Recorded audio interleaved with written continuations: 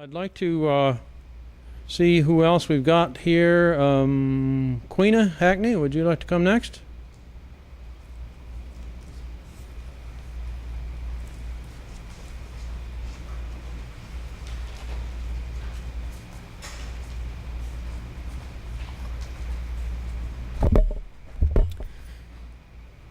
Very complicated story. It started in September of 2007 when I had an allegation of medical neglect, that my daughter was missing her medical appointments.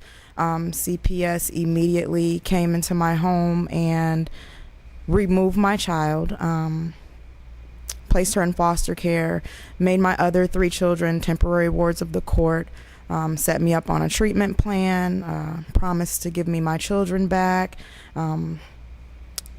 tried to make a deal with me to choose between my children. They said that I can keep my 3 healthy girls if I gave them my medically fragile child. I was not willing, so therefore they went for termination. But although my girls, my healthy girls, were in my home since they were temporary wards of the court, an incident happened June 20th of 2008 where they said that I tried to commit suicide. I did not try to commit suicide. I did not swallow any pills. I never seen a doctor for getting my stomach pumped or anything like that. But that initiated the removal of my 3 healthy girls. The referee stated that the children should go with family. They were never with family. 6 months later, they were adopted out to unknown people. I'm not sure where they are. I have not seen them. My medically fragile child has hydrocephalus, which is fluid on the brain. She has 3 shunts. She has a tracheotomy. She has a seizure disorder. She has cerebral palsy. She has a G-tube. She has never walked. She's never eaten.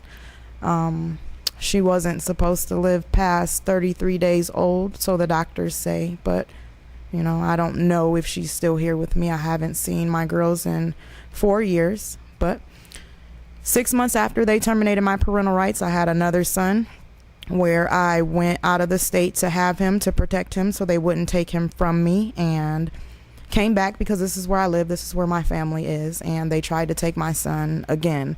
They did not succeed because they gave me transportation money to go back to the state where my son was born so they wouldn't have to have a petition to take him out of my care. Sent the sheriff department there in Clay County in Mississippi where I was living to verify that I was there, and 2 weeks later closed my case. I let the situation die down and came back to Michigan, had another baby. CPS tried to take her. I still have 2 children in my custody, although my parental rights were terminated. Like I said, I don't understand what happened. I don't understand where this went wrong. I do know that there are a couple of people who I hold accountable for this, and that's Kathy Cornelius, and she's formerly known as Kathy Murphy. She's a D.A. Blodgett foster care worker. She has resigned. Her supervisor, Claudia Treestrom, is still the supervisor. I did an appeal, and this is what I wanted to read to you because I still don't understand what it means. But what my appeal lawyer told me is that it is clear from the evidence presented in this case that it is not in the best interest of the minor child to terminate Queena's parental rights. The Michigan Supreme Court has held that a parent whose parental rights have not been legally severed should be given society's assistance at every point in effort to reestablish a proper home for the children. The prosecutor, in drafting the termination petition, realized the weakness of her case and cited every statutory basis imaginable to terminate Queena's parental rights in the hope that one could be proved by clear and convincing evidence. The termination petition cites 7 different statutory grounds for termination of parental rights. The trial court found that the state had failed to prove 4 of the statutory basis to terminate Queena's rights. However, Judge Gardner found that there was a statutory basis to terminate Queena's parental rights.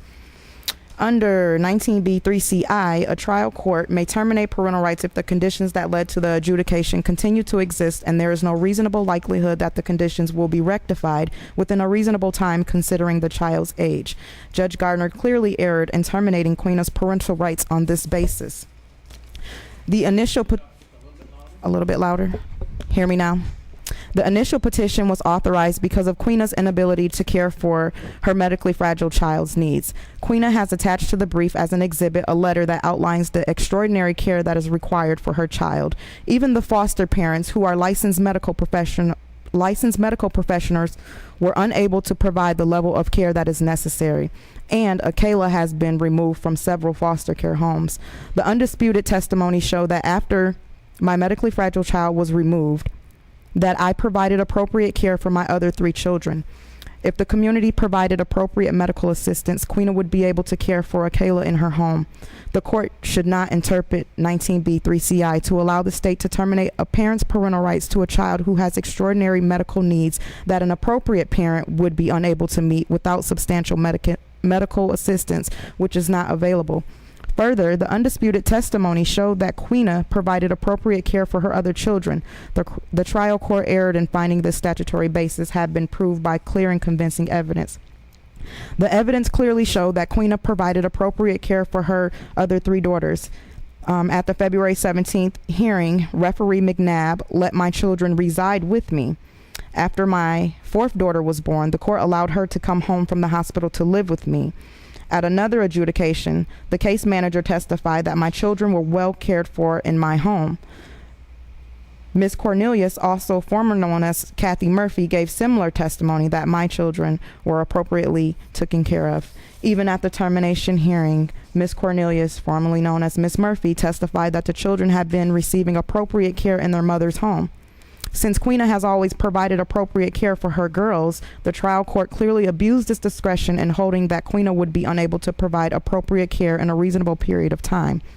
The third statutory basis used by the trial court to terminate Queena's parental rights was okay, hold on. Well, I'm just going to start here. It says the prosecutor failed to state in her closing argument what conduct or capacity of Queena would cause a reasonable likelihood of harm if the children were returned to her home.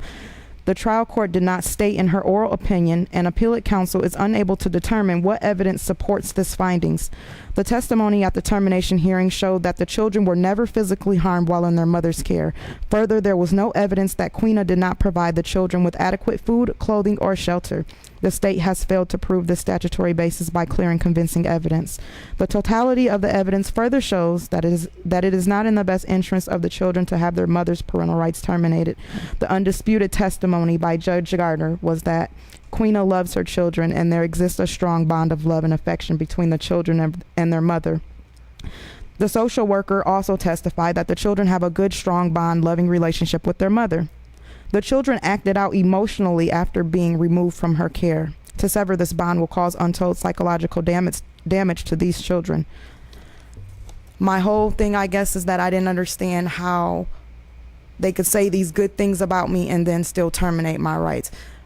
My whole other thing is how you can say I'm a bad mother when I have 2 children in my care right now that you thoroughly came into my home and investigated and you closed my case.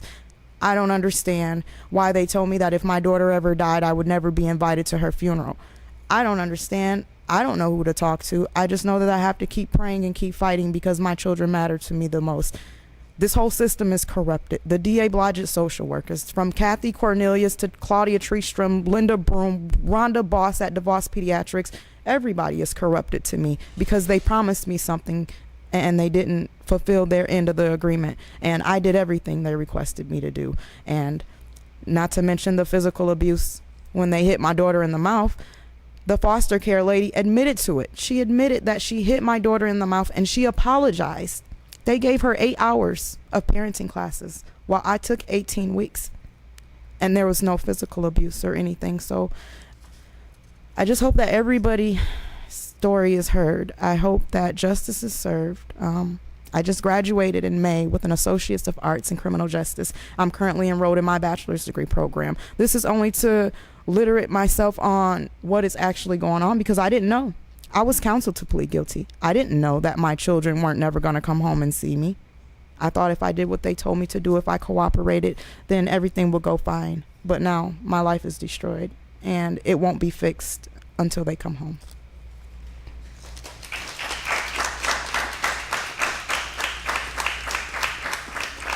All right, thank you, Queena. Sorry for what you've been through.